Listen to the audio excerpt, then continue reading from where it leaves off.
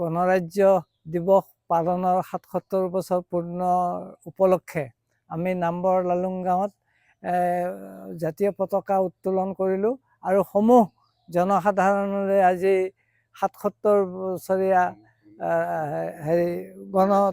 গণৰাজ্য দিৱসৰ বাবে শুভেচ্ছা জ্ঞাপন কৰিলোঁ। খুৰুমদং নমস্কাৰ, জয় হিন্দ।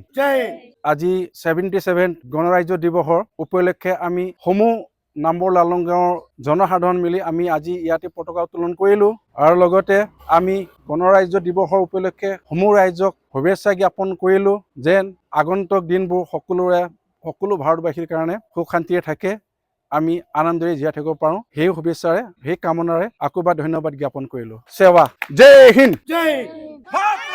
বন্দে মাতৰম।